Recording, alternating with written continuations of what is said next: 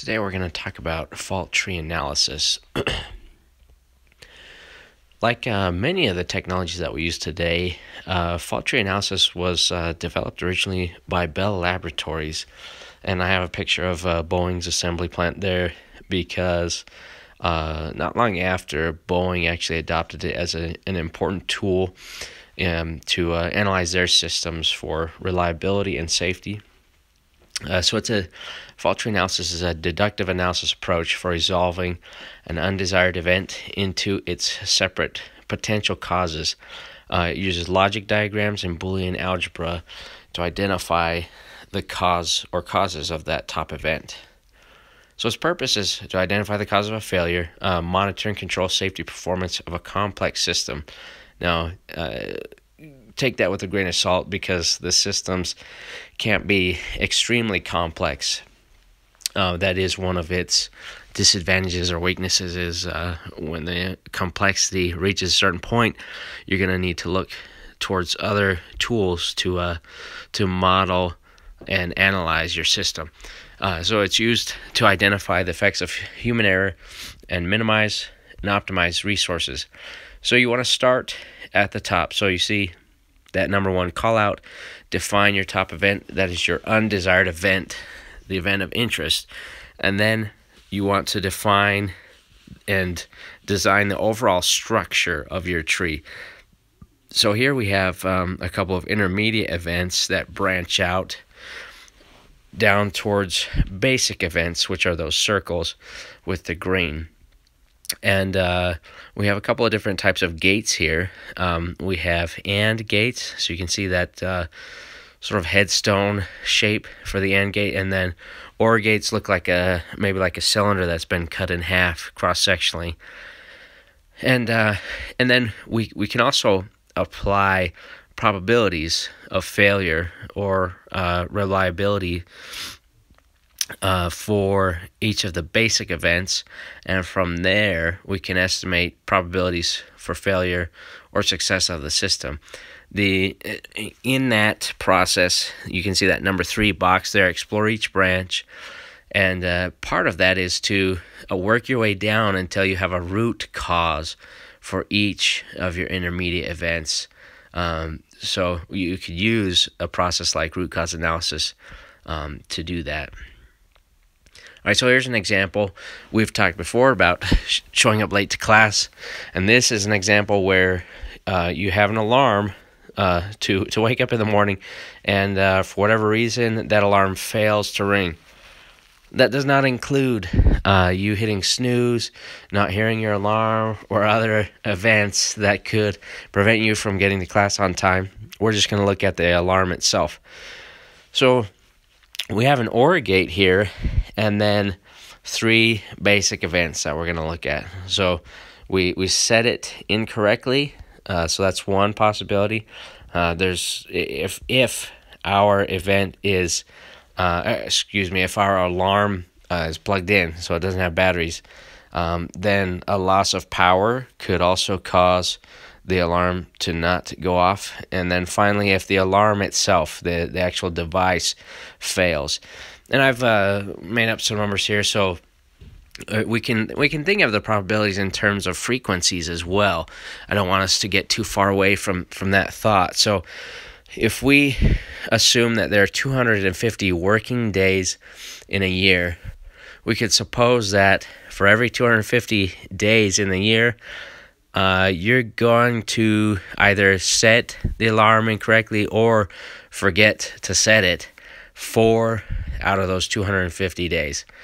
And with that, then we can find a probability of failure. So we just do 4 divided by 250, and we get 0.016. For power loss, let's assume that we contact APS, which supplies power to the Prescott area, and we find out that out of every 250 working days each year, the power does go out 3 times for that year on average. And you know that that doesn't necessarily mean a long power outage, but with most alarm clocks or clocks, if they don't have I don't even know what the device is called, but a backup battery that maintains the correct time, then your clock will get reset to 12 noon or 12 midnight when the power goes out. So that would mess up your alarm as well, even if it was only a split second with power loss. So we do 3 divided by 250, and we get 0.012. And then finally, if the alarm itself, the device, fails, then we will have failure in our system. And so we contact the manufacturer, and we find that 1 out of about every 10,000 attempts, the alarm will actually fail. So we do 1 divided by 10,000, and we get 0.0001.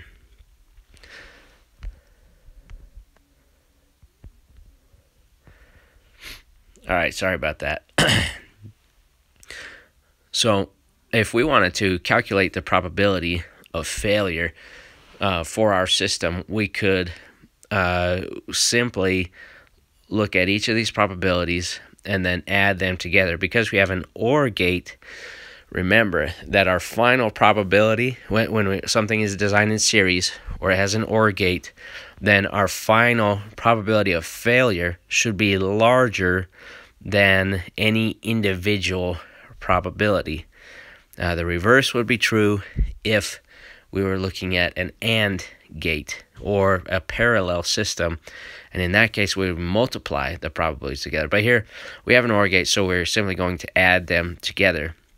So we add all those 3 terms together, and we get 0.0281 for our probability of failure for this system.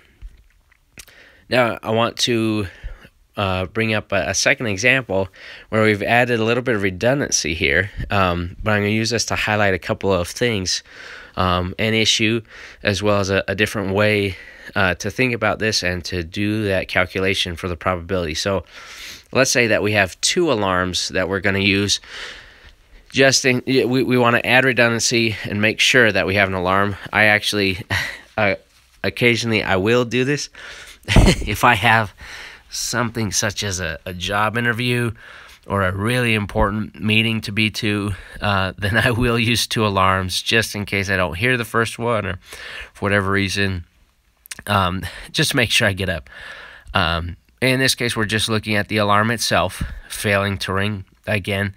And so we have 2 alarms, and you can see under our top event with both alarms failing, we have an AND gate, so both would have to fail for us to have a failure in the system and to miss our job interview.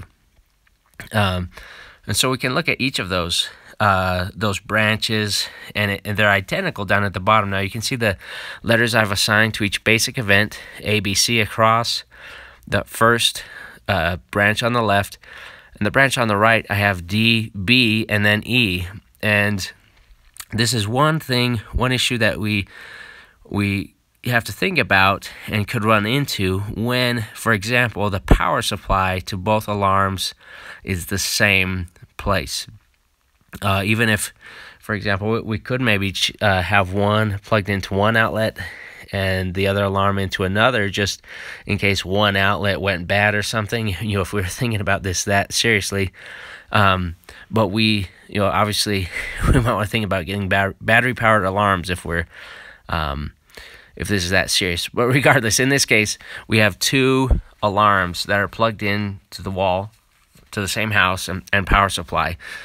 And so it's not really a different event. It's the same event. If we had a power loss to the house, then both alarms will fail to ring, and in that case we would have a system failure.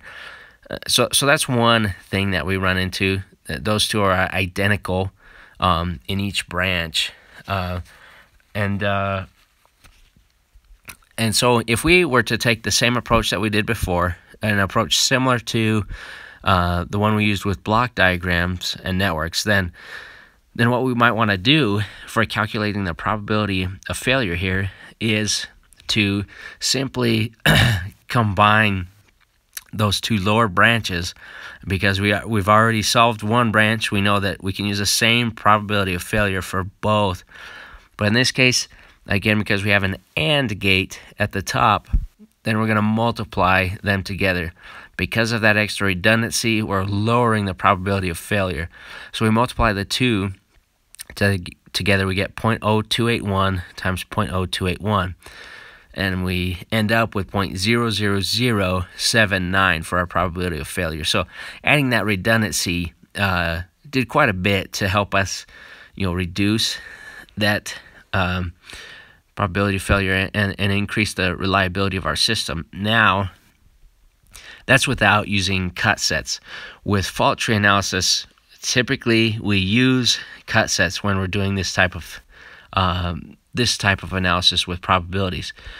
So let's talk about that. So we've mentioned them before in class, but minimal cut sets are basically the shortest pathways, is what I like to think of them, to system failure. What are the fewest number of components or subsystems within our system that need to fail in order for us to have system failure?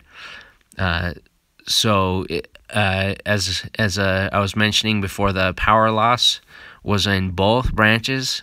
With fault tree analysis, sometimes that happens because we simply can't diagram it in the way that it actually exists, in the real world. And so we have to add basic events across different branches.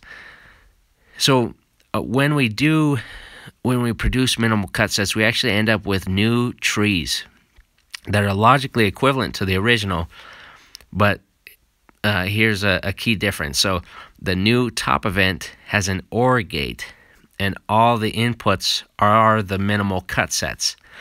So if you think about it, you've identified the fewest number of components in different pathways that will produce a failure. And so if any one of those happens, for example, if with this little example in the bottom right corner, this is a separate example, but they've identified A and G as single component failures that could bring down their whole system.